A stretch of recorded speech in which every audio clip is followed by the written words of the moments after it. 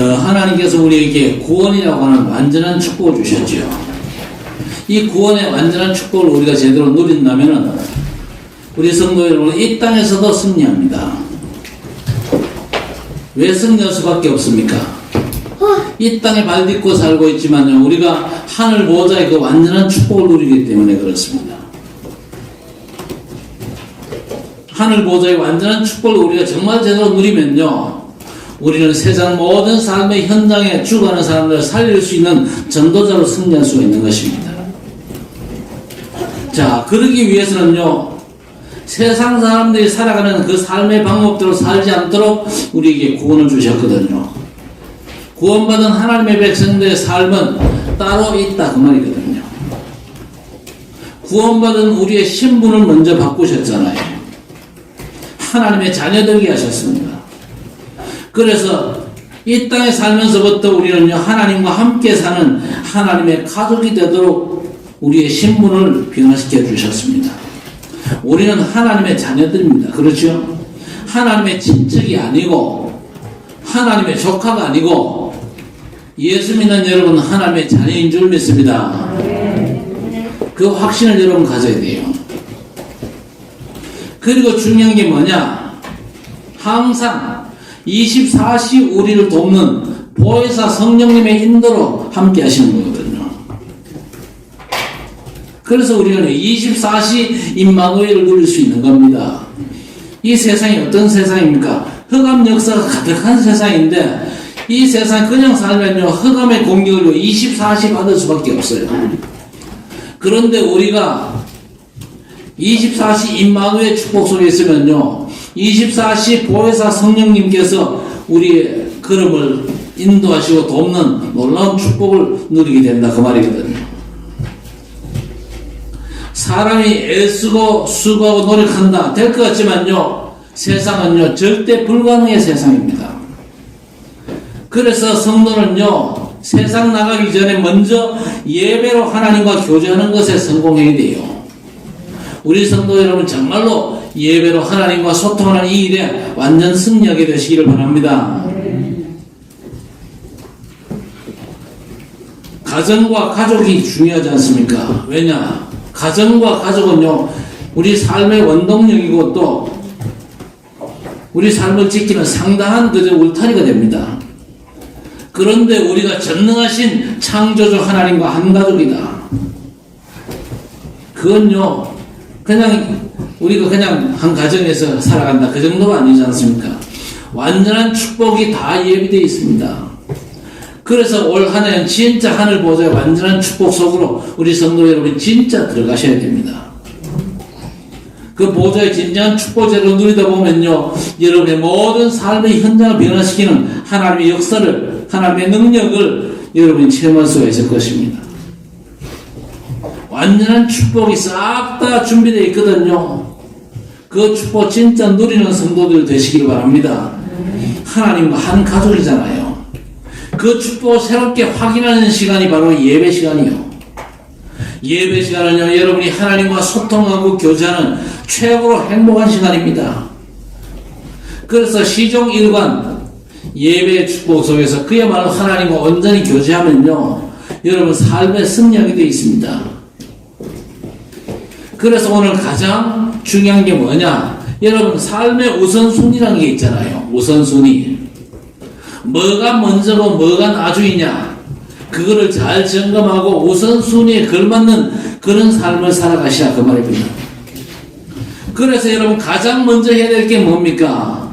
우선순위가 뒤죽박죽되면 어떻게 됩니까? 여러분 삶의 문제가 심각해집니다. 여러분 정말 우선순위가 제대로 된 인생을 사시기를 바랍니다. 여러분 인생에 있어가지고 최우선순위가 뭐겠습니까? 제일 중요한 건요, 그리스도 복음 누리는 것이 제일 중요한 것입니다. 복음 누리는 것이 왜 그렇게 중요하냐? 여러분이 보호자의 축복을 여러분 것으로 만들기 위해서 가장 중요한 게 복음 누리는 것에부터 시작되거든요. 그래서 오늘 12절에 제단 위에 불은 항상 피워 꺼지지 않게 할지니, 제사장은 아침마다 나무를 그 위에서 태우고 번제물을 그 위에 버려놓고 화목제의 기름을 그 위에서 불사를 찜이야 그랬습니다. 제사장은요, 제사를 받드는 그런 하나님의 일꾼 아닙니까? 이 제사장은요, 항상 드린 번제로 하루를 시작하는 사람입니다. 하루를 시작하기 전에 그냥 오늘 내 본래 보러 갈게, 너희들이 알아서 해라, 그러고 나가는 게 아니고 먼저 번제로 하나님께 영광을 돌리고 삶을 시작하는 거예요. 여러분도 흑암 충만한 세상에 그냥 살지 말고 반드시 번제의 축복 속에서 시작하시기를 바랍니다. 그 번제의 축복이 뭡니까? 그리스도 복음으로 하루를 시작하라, 그 말입니다. 아침에 눈 뜨면요, 막바로 누구부터 찾아야 됩니까? 예수 그리스도부터 찾아야 됩니다. 예수 그리스도의 십자가부터 붙잡아야 돼요. 그렇죠? 예수 그리스도 그 이름 부르면서 그야말로 십자가 단단히 붙잡고 그리스도께서 흘리신 보혈을 여러분 삶에 온전히 적시게 되시길 바랍니다. 세상 이기신 그리스도의 복음으로 먼저 무장하고 살아가야 된다, 그 말입니다. 이건 여러분 삶의 절대 시작입니다. 뭐 하면 좋겠지만 안 해도 괜찮겠지, 그게 아니고 절대 시작이라니까요. 이 절대 시작이 없으면 어떻게 되느냐? 벌거벗고 가시덤불 속에 뛰어든다. 어떻게 되겠어요? 뭐 끝나는 거 아니겠습니까? 잘 모르겠거든. 한번 해보세요. 해보라니까요. 먼저 복음으로 여러분의 삶을 시작하시길 바랍니다. 예수께서 하나님의 구원자로 오셔서 내가 해결 못한 인생 문제 근본을 완전히 해결하신 나의 그리스도심을 믿습니다. 그리스도께서 성령으로 지금도 나와 함께 계시고 말씀으로 내 삶을 인도하신 줄 믿습니다.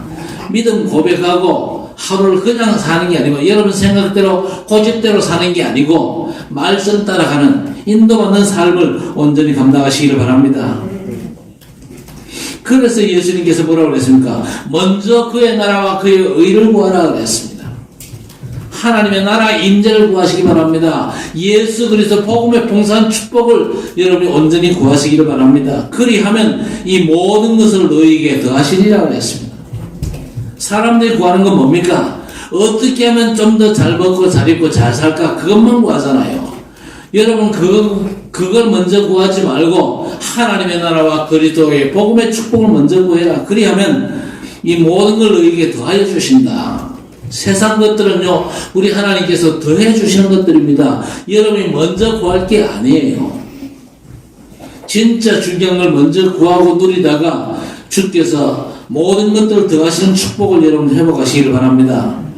복음의 번제로 모든 걸 다스릴 수 있는 사람이 되시기를 바랍니다. 그게 어디에서만 찾아지느냐? 예배에서만 찾아지거든요. 그래서 에베소 6장 11절에 마귀의 간계를 응히 대적하기 위하여 하나님의 전신갑주를 입어라 했습니다. 마귀는요 24시간 여러분을 공격합니다. 공격하는 아주 간사한 깨를 쓰잖아요. 그 마귀의 공격을 응히 대적하기 위해서는요 여러분이 그저 마음 먹는다고 되는 게 아니거든요. 하나님의 전신갑주를 입어라 그랬습니다. 복음으로 완전 무장하라 그 얘기입니다. 그런데 이게 내게는 없잖아요. 하나님께서 우리에게 주시는 것들을 먼저 우리가 취하고 먼저 입고 그리고 영적인 싸움을 감당할 수 있어야 될 것입니다. 그러면서 세상에서 승리할 수 있는 방법을 확실하게 말씀하셨는데 야고보 4장 7절에 보니까 그런즉 너희는 하나님께 복종할지어다 마귀를 대적하라 그리하면 너희를 피하리라 그랬습니다. 여러분 하나님께 복종하시기를 바랍니다. 하나님께 복종하시는 게 뭘까요? 하나님은 내 인생의 주인으로 모시는 겁니다. 내 멋대로 살지 말고 하나님의 뜻대로 하나님이 원하시는 삶을 살아드리는 겁니다. 그렇죠?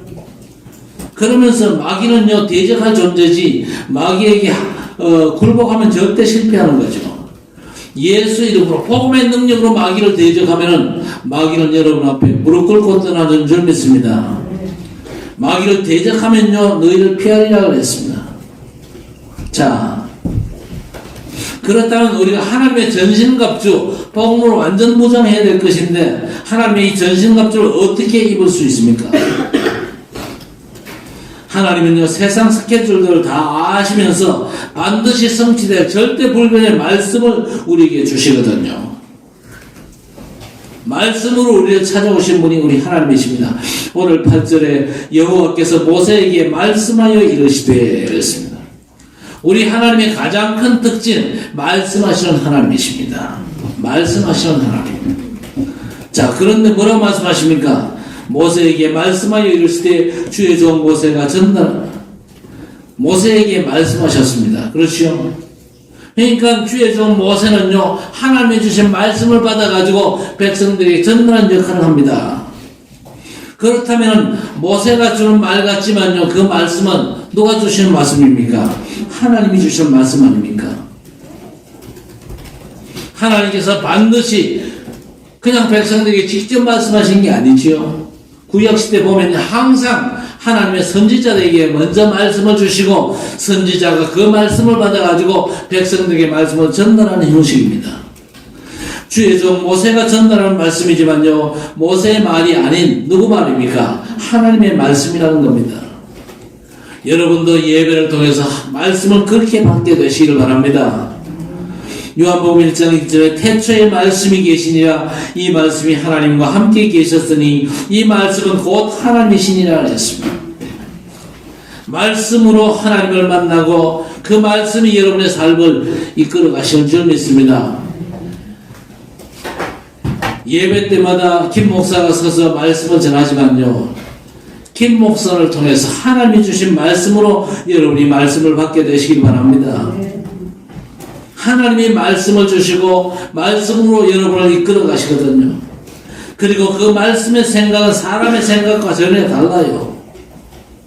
그래서 구원받은 성도가 말씀 제대로 받으면 어떻게 되느냐? 히브리서 4장 12절에 하나님의 말씀은 살아있고 활력이 있어 좌우의 말씀은 어떤 것보다도 예리하여 혼과 영과 및 관절과 골수로 찔러 쪼개기까지 하며 또 마음의 생각과 뜻을 판단하나니 그랬습니다.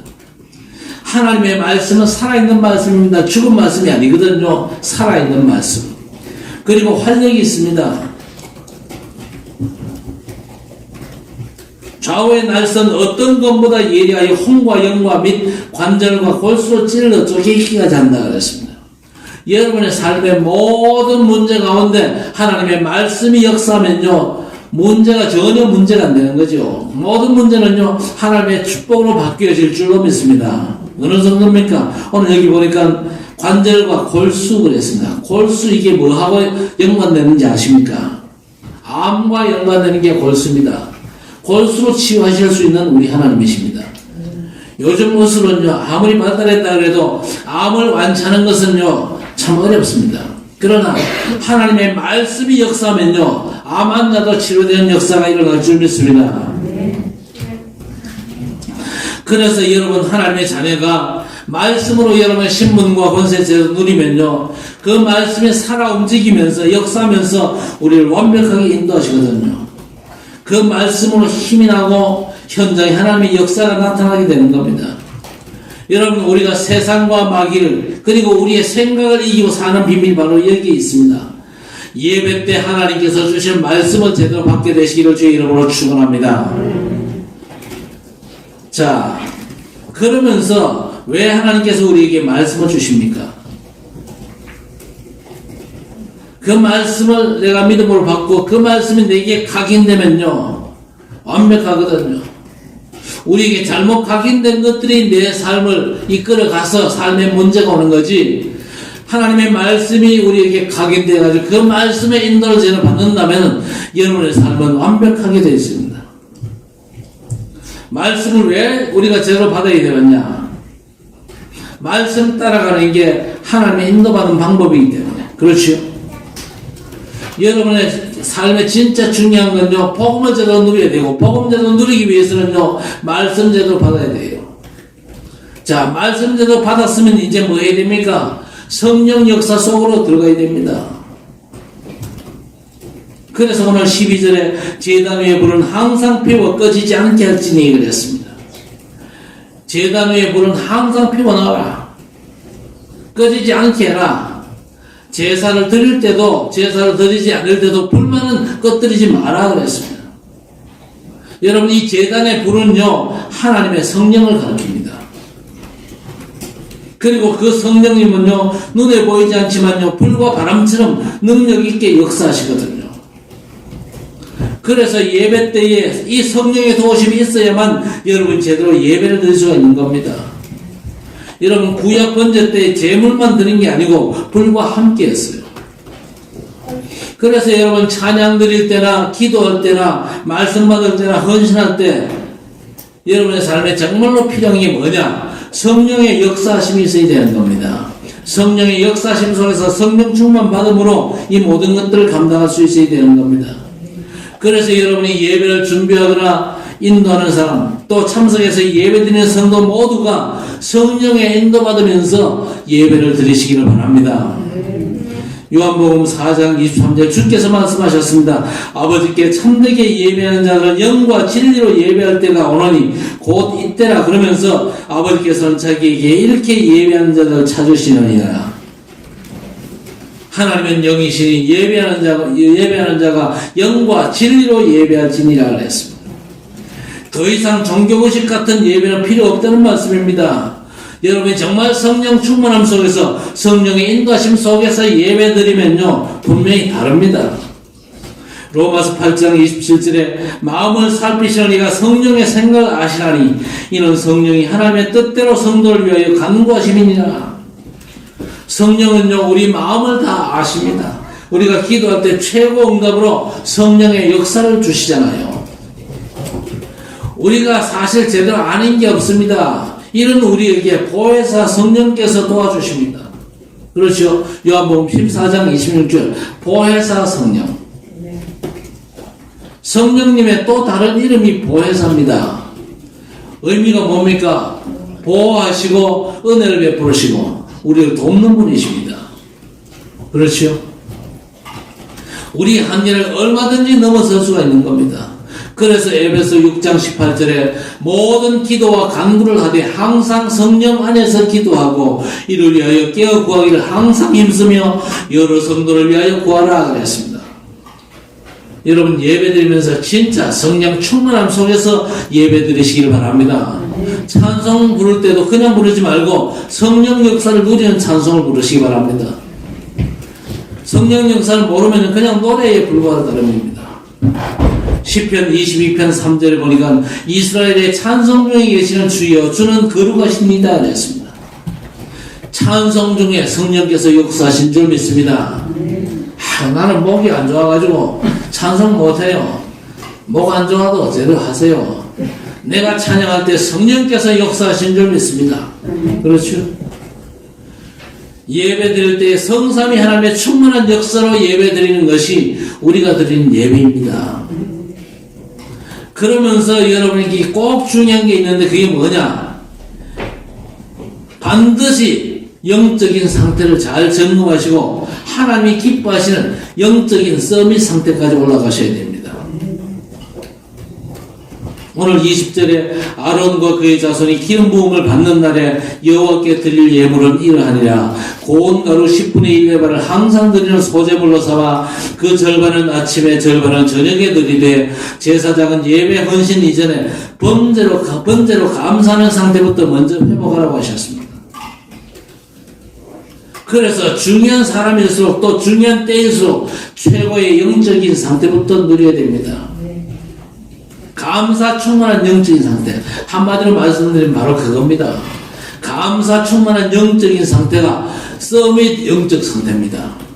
복음 주신 하나님 얼마나 감사하지 않습니까?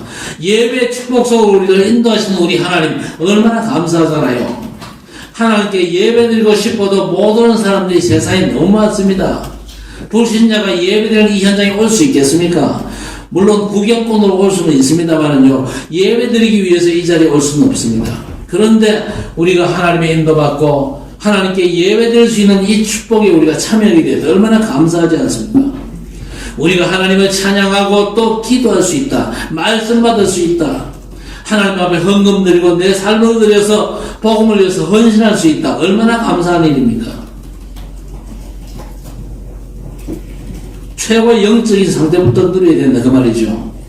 온갖 딴 생각으로 염려하다가 영적인 상태가 완전 무너지면요 거꾸로 살게 되어 있습니다. 그런 사람들이 세상에 너무 많거든요. 여러분, 성도는요, 하나님의 임재 그 영광을 맛봐야 됩니다.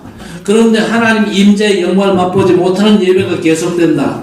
그러면 뭔가 딴 거 자꾸 찾게 되어 있습니다. 딴 걸 자꾸 찾으니까 종교로 빠지고 우상 숭배로 빠지고 안 그럽니까? 불신앙으로 빠지고. 결국 내가 애써가지고 살아보려고 발버둥치는 그런 인생이 될 수밖에 없는 겁니다. 누가복음 10장에 보니까 마르다 같은 사람, 누가복음 10장 40절에 마르다는 준비할 일이 많아 마음이 분주한지라 그랬습니다. 예수님 모신다니까요, 예수님 대접하기 위해서 분주하게 막 일에 아주 집중하고 있었습니다. 그러면서 보니까 자기 동생 마리아는요, 일도 도와주지 않고 예수님 이 턱 밑에 앉아 예수님 말씀 듣고 앉았거든요. 그러니까 성질이 나가지고 예수님께 뭐라고 부탁합니까? 주여, 내 동생이 나 혼자 일하게 되는 것을 생각하지 아니하시나이까? 이건요, 예수님을 책망하는 거예요. 그를 명하사 나를 도와주라 하소서. 내가 예수님 대접하기 위해서 이렇게 열심히 일하는데 마리아는 저거 완전히 그 예수님 턱 밑에 앉아서 뭐 하는 짓입니까? 좀 책망했어요. 그러다가 지가 오히려 예수님께 책망받았잖아요. 뭐라고? 니보다가 니 동생 마리아가 훨씬 더 나은 편을 선택했다. 절대 안 뺏길 거다. 예수님께서 그렇게 말씀하셨잖아요. 여러분, 정말로 진짜 좋은 편을 선택하시기를 바랍니다. 일만 열심히 하지 말고, 물론 일도 해야 됩니다만은요, 가장 중요한 것 속에서 일도 감당할 수 있게 되는 여러분 되시기를 바랍니다. 그래서 성경에 이 마리다의 기록이 남아있는 이유가 뭡니까? 절대 마리아처럼 살지 말라는 겁니다. 이 마리아의 모습을, 마르다의 모습을 보면서 여러분의 현재 영적인 상태를 먼저 점검하시길 바랍니다. 마리아는요, 아무것도 안 하는 것 같지만요, 가장 중요한 것에 집중의 축복을 먼저 누렸어요. 주님 턱 밑에 앉아가지고 주님 말씀 듣는 거, 주님과 교제하는 것을요, 우리 주님이 가장 기뻐하셨거든요. 뭘 먹을 거 대접해 주는 것보다가 주님과 말씀 교제하는 거, 그걸 하나님이 가장 기뻐하십니다. 예배를 통해서 하나님을 누리는 거, 말씀을 누리는 걸 하나님께서 너무 기뻐하신다 그 말입니다.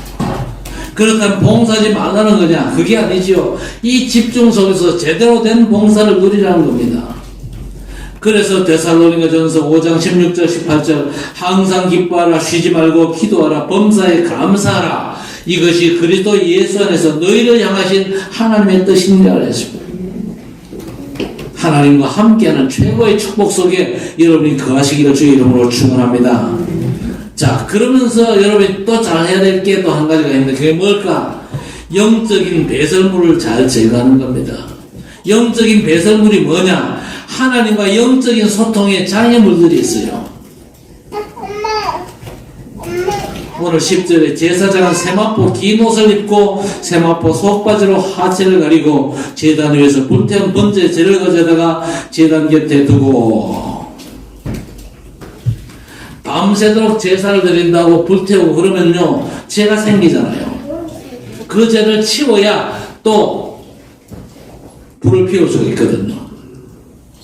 그래서 그 죄를 잘 제거하라는 건데, 죄 치우는 것도 잠못처럼 하지 말고 세마포를 갖춰 입고 근신하는 태도로 죄를 제거하라고 했습니다. 우리 삶을 잘 점검해 보면요, 하나님과 소통되는 이 가장 중요한 사역에 방해하는 그런 것들이 우리에게 많거든요. 그런 것들을 좀 제거를 해야 됩니다. 영적인 배설물을 제거해라. 이걸 잘한 사람이 있는데 누구냐? 바울 사도가 잘했잖아요. 빌립보 3장 8절에 보니까 또한 모든 것을 해로 여기면 내 주 그리스도 예수를 아는 지식이 가장 고상하기 때문이라. 내가 그를 위하여 모든 것을 잃어버리고 배설물로 여기면 그리스도를 얻고. 바울 사도가 영적 배설물 처리를 잘했어요. 세상 사람들이 그렇게 귀하게 여기는 것들, 그리스도를 알고 나니까 싹 다 그게 하나님과 소통하는 일에 방해물이 되더라. 그래서 그 쓸데없는 배설물을 잘 치웠습니다. 빌립보 4장 6절에 아무것도 염려하지 말고 다만 모든 일에 기도와 간구로 너희 구할 것을 감사함으로 하나님께 아뢰라. 여러분의 모든 걱정, 염려를 청소해 버리라는 겁니다. 여러분, 죄와 같은 이 영적 장애물이 있으면요, 은혜가 막히잖아요. 또 감사가 안 되잖아요. 그래서 예수께서 이 영적인 상태를 위해서 제거해야 될 영적 조건들을 비유로 말씀하셨는데, 마태복음 13장에 보니까 길가밭, 돌밭, 그리고 가시밭, 떨기밭, 온갖 세상 염려와 걱정, 내 생각으로 인해 가지고 말씀을 못 받는 영적인 아주 최악의 영적인 상태 아닙니까? 여러분이 영적 배설물을 잘 제거를 해야 예배 성공할 수 있거든요. 그래서 예배 드리기 전에, 은혜 받기 전에 영적인 상태를 잘 점검하시고 영적인 상태에 잘 방해되는 모든 배설물들을 잘 정리하시기 바랍니다. 그러면요, 현장에서 영적 사실이 보입니다. 여러분, 가는 곳곳마다 하나님의 말씀이 제대로 전달되어질 것입니다. 그리고 또 하나 중요한 게 뭐냐? 전도자의 모든 일이 성적이라는 사실, 거룩한 일이다, 그 말입니다. 오늘 11절에 그 옷을 벗고 다른 옷을 입고 그 죄를 진영 바깥 정결한 곳으로 가져갈 것이요. 재치우는 일이 중요한 것으로 보이지 않지만요, 하나님 섬기는 일에 필요한 일이거든요. 하나님을 섬기는 일은요, 별 가치 없이 보여도 모두가 귀한 겁니다. 여러분이 가진 직업 가지고 복음 누리면서 전도자로 살아가시면요, 그 어떤 천한 것도 천한 게 아니거든요.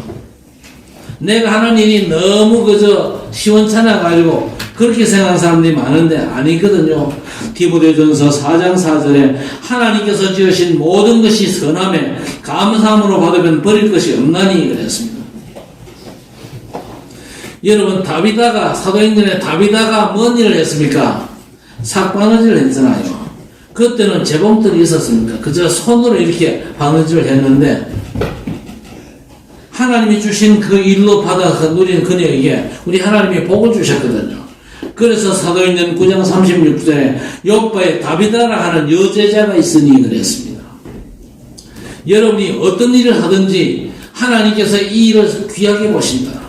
내가 복음 누리는 중에 이 일을 할 것이고 복음 전한 전도자로 이 일을 감당할 것이다. 그렇게 생각하시면요, 여러분의 일을 하나님께서 축복하실 줄 믿습니다. 여러분의 일이 성직입니다. 여러분의 일이 하나님 보시기에 아주 구별된 직업이거든요. 그 일 속에서 복음 누리게 되시길 바랍니다. 여러분이 그 일 속에서 복음 누리는 게 하나님의 뜻입니다. 왜 하나님의 뜻입니까? 여러분이 그 일 속에서 복음을 제대로 누려야 여러분 주변의 사람들이 여러분 보고 복음을 알고 복음으로 돌아올 거 아닙니까? 여러분의 삶의 현장은요, 하나님이 주신 것들입니다. 절대 그게 무가치한 게 아닙니다. 너무 귀한 거예요. 그 안에서 복음 누리고 내가 이 복음을 제대로 전해야 되겠다 마음만 먹어도 하나님께서 축복하시고 문을 여실 줄 믿습니다. 그러면서 여러분이 반드시 제대로 누려야 될 게 뭐냐? 여러분이 누굽니까? 하나님의 자녀입니다만은요, 전도자입니다. 하나님께서 여러분을 구원하시고 전도자로 부르셨어요. 그렇죠? 그래서 오늘 22절에 이 소재는 아론의 자손 중 기름 부음을 받고 그를 위해 제사장 된 자가 드릴 것이요 영원한 규례로 여호와께 온전히 분사를 질 것이니 제사장, 여러분 이 제사장의 직분, 이건요 자격이 있어가지고 부름받은 게 아니죠. 하나님의 은혜로 부름받은 것입니다. 그렇지요? 우리가 구원받은 것도 마찬가지입니다. 직분받은 것도 마찬가지입니다. 자격이 있어가지고 받은 게 아니지요. 절대 여러분 착각하지 마세요. 저 사람은 자격이 없지만 나는 자격이 있어가지고 하나님께서 나를 이 자리에 세우셨다. 천만의 말씀입니다. 자격이 없는 내가 하나님의 부름받은 사실에 대해서 늘 감사하시기를 바랍니다. 하나님의 부르심의 조건은요, 절대 조건은 한 가지밖에 없습니다. 그 한 가지가 뭡니까? 마가복음 3장 13절에 또 산에 오르사 자기가 원하는 자들 부르시니 나온지라 그랬습니다. 절대적인 조건이 뭐냐? 우리 주님께서 우리를 원하셔서 부르셨다는 사실입니다. 그렇죠? 그거지. 괜찮은 사람, 내가 자격이 있어가지고 훌륭해가지고 우리를 부르신 게 아니거든요. 그래서 바울 사도도 뭐라고 고백했습니까? 갈라디아 1장 1절에 사람들에게서 난 것도 아니요 사람으로 말미암은 것도 아니요 오직 예수 그리스도와 그를 죽은 자 가운데서 살리신 하나님 아버지로 말미암아 사도된 바울은 그랬습니다. 하나님께서 직분을 주실 때에 앞으로 충성되게 사역할 걸 내다보시고 또 그걸 감당할 수 있는 힘까지 주실 줄 믿습니다. 디모데전서 1장 12절에 나를 능하게 하신 그리스도 예수 우리 주께 내가 감사함은 나를 충성되게 여겨 내게 직분을 맡기십니다 그랬습니다. 하나님께서 우리를 작정하시고 우리를 불러주셨어요. 감사함으로 직분과 사명 감당하시기를 바랍니다. 그리고 하나님의 거룩하심을 항상 누리는 성도 여러분 되시기를 바랍니다. 제사장 보고 뭐라고 그랬습니까? 일반 백성들처럼 누룩는 떡과 빵 먹지 말고 누룩이 없는 무교병을 먹으라 그랬습니다. 오늘 16절 17절에 또한 소제물에 남은 것을 제사장이 양식으로 삼아라 그랬습니다. 왜 이런 말씀을 주십니까? 먹고 사는 일에 매이지 말고 집중하라는 말씀입니다. 목회자가 다른 직업을 가지고도 할 수 있겠지만요. 그러면 뭐가 안 됩니까? 절대 이 올인이 안 됩니다. 집중이 안 돼요. 엘리 제사장과 그 아들들의 영안이 어두워져가지고 욕심으로 이런저런 일들을 많이 했잖아요. 물론 그때도 하나님 앞에 제사를 드리긴 했지만요. 하나님과의 진짜 중요한 영적인 소통이 전혀 안 되었습니다. 그러니까 하나님의 진노가 엘리 제사장과 그 가문에 임했잖아요. 그런 중에 어린 사무엘은요, 하나님과 실제로 교제하는 실제적인 예배를 제대로 드린 겁니다. 에녹 마찬가지로 하나님과 동행하면서 300년 동안이나 하나님 함께 하시는 축복을 누렸잖아요. 그리고 이스라엘 백성들이 여리고성을 돌면서 매일 하나님이 함께 하심을 체험을 했거든요. 매일 여리고성을 돌면서 하나님께서 함께 하시고 하나님께서 이 성을 무너뜨리고 하나님께서 가나안 땅을 정복해 하신다는 그런 확신이 이제 생긴 겁니다. 그렇게 전과 같은 방식으로 돌고 도니까 하나님의 시간표에 여리고성이 무너졌거든요. 여러분, 성령 역사는요 절대로 실증나지 않습니다. 다니엘이 하루 3번 하던 대로 하나님 앞에 기도했잖아요. 이건 습관대로 했다 그 말이 아닙니다. 날마다 그 축복을 제대로 누렸다 그 말이거든요. 날마다 새 은혜를 누리는 건요 절대 습관이 아닙니다. 사실적으로 우리 하나님과 교제하고 소통하는 예배를 누리니까 그 모든 게 가능했던 것들입니다. 여러분 정말로 잘 아셔야 될 게 뭐냐? 모든 기쁨의 원천은요 하나님께 예배하는 것입니다. 하나님을 높이는 겁니다. 복음 주신 하나님을 경배하고 찬양하는 것입니다. 그래서 오늘 14절 15절에 소제의 규례는 이러하니라. 아론의 자손은 그것을 제단 앞 여호와 앞에 들이되 그 소제의 고운 가루 한 움큼과 기름과 소제물 위에 유향을 다 가져다가 기념물로 제단 위에서 불살라 여호와 앞에 향기로운 냄새가 되게 하고 그랬습니다. 소제물을 제단 앞에 드리는 게 뭡니까? 소제물이 뭐죠? 소제가 뭡니까? 하나님 앞에 감사하는 예배입니다. 소제물을 제단 앞에 드리는 건요, 내 삶의 모든 은혜가 싹 다 우리 하나님께로부터 왔다는 것을 인정하면서 주의 뜻대로 주신 모든 것들을 내가 받들어 섬기겠습니다. 그런 의미가 있는 것이죠. 여러분에게 있는 건강과 재능과 물질 다 누가 주셨습니까? 하나님이 주신 거거든요. 그 하나님께 감사하면서 모든 것의 근원 되신 우리 하나님이시기 때문에 그 고백을 담아가지고 하나님 앞에 내 삶과 내 중심을 드리는 겁니다.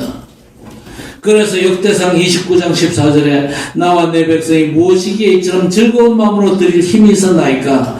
모든 것이 주께로 말미암아 싸우니 우리가 주의 손에서 받은 것으로 주께 드렸을 뿐입니다. 다윗이 예배 드릴 때마다 이런 고백을 했어요. 내가 잘나가지고 내가 능력이 있어가지고 이 모든 걸 내가 획득한 게 아니고 하나님의 은혜로 하나님께서 베푸신 것이라고. 그렇죠. 그래서 이 모든 걸 가지고 내가 하나님께 영광을 돌리겠다는 고백인 겁니다. 이 마음으로 번제를 드리면서 하나님께 기도하고 교제하는 것입니다. 여러분, 하나님과 함께하는 것이 삶의 최고 기쁨이라면요, 이게 24시가 되어지는 건 너무나 당연한 것입니다. 자연스러운 것이죠. 그래서 시편 73편 23절 이하에 내가 항상 주와 함께하니 주께서 내 오른손을 붙드셨나이다. 주의 교훈으로 나를 인도하시고 후에는 영광으로 나를 영접하시리니 하늘에서는 주 외에 누가 내게 있으리요 땅에서는 주밖에 내가 사모할 리 없나이다. 내 육체와 마음은 쇠약하나 하나님은 내 마음의 반석이시요 영원한 분기시시라. 무릇 주를 멀리하는 자는 망하리니 음녀같이 주를 떠난 자는 주께서 다 멸하셨나이다. 하나님께 가까이 함이 내게 복이라. 내가 주 여호와를 나의 피난처로 삼아 주의 모든 행적을 전파리이다 그랬습니다. 하나님께 가까이 함이 내게 복이라 그랬습니다. 하나님께 가까이 하는 축복이 뭡니까? 예배의 축복인 줄 믿습니다. 예배를 통해서 여러분은요 하나님과 항상 가까이 하시기를 바랍니다. 오늘까지 여러분 살던 방식대로 살지 마시기를 바랍니다. 그건요 하나님의 인도가 아니거든요.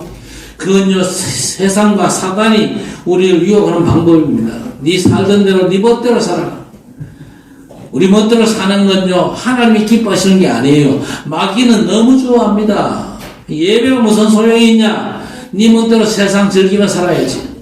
사단은요 그렇게 우리를 자꾸 꼬드깁니다. 그게 창세기 3장이요 창세기 6장이고 창세기 11장이란 말이에요. 우리 성도 여러분만큼은 그렇게 살지 마시기 바랍니다. 하나님께서 우리를 구원하셨잖아요. 우리를 구원하신 하나님은요 우리를 위해서 완벽한 걸 준비하셨거든요. 그 완벽한 축복 속에 들어갈 수 있는 길이 예배를 통해서 말씀을 제대로 받는 겁니다. 그리고 성령 하나님의 인도를 세밀하게 받는 겁니다. 지금 우리가 코로나와 전쟁 이런 불확실한 시대에 살고 있는데 흔들림 없이 살 수 있는 방법이 바로 그겁니다. 시종일관 복음 안에서 사는 거죠. 유일하게 날마다 계속 누려도 새로운 게 복음이거든요.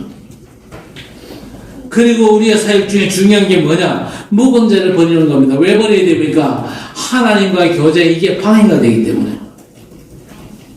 육신적으로도 배설 잘하는 게 건강을 유지하는 좋은 방법 아닙니까? 마찬가지로 영적 배설을 제대로 하는 건 너무너무 중요한 겁니다. 그야말로 하나님과 교제하는 일에 방해되는 모든 것들을 내가 바울사도처럼 싹 다 배설하고 되는 겁니다. 우리가 육신 속에 살고 있고 세상 가운데 살고 있기 때문에 살아가면요 계속해서 영적인 죄들이 우리에게 쌓이거든요. 빨리 제거를 해야 됩니다. 제거하는 방법 복음 집중, 복음 묵상입니다. 그러면 싹 다 없어지는 거죠. 여러분 모든 응답과 행복, 성공의 원천은요 참된 예배 성공인 줄 믿습니다. 절대로 잊지 말고 참된 예배 성공 속에서 하나님께서 여러분과 함께 하시는 놀라운 응답과 축복의 비밀이 풍성히 회복되어져서 전도자로 완전 승리하는 귀한 역사가 여러분의 삶에 충만하기를 주 이름으로 간절히 축원합니다. 하나님 아버지 감사합니다. 너무나 불확실한 시대를 살고 있는데 하나님께서 우리에게 완전한 복음을 주시고 그야말로 말씀을 통해서 우리에게 복음의 비밀이 각인되어지고 말씀 따라가는 성령의 완벽한 역사 속에서 영적인 죄들이 많이 쌓이는데 영적 죄들을 제거함으로 말미암아 하나님과 온전한 교통이 이루어지는 축복된 삶을 살아갈 수 있도록 하나님 역사해 주시옵소서. 육신을 가졌습니다. 세상 살고 있습니다. 영적인 죄가 계속 쌓인다는 사실을 고백하면서 영적인 죄를 자꾸만 버리고 복음으로만 말씀으로만 성령의 완벽한 인도 속에서만 하나님의 놀라운 축복을 누리는 주의 백성들 되게 하셔서 복음의 증인으로 완전 승리하는 언약의 백성들 되게 해 주옵소서. 예수님의 이름으로 간절히 기도드리옵나이다.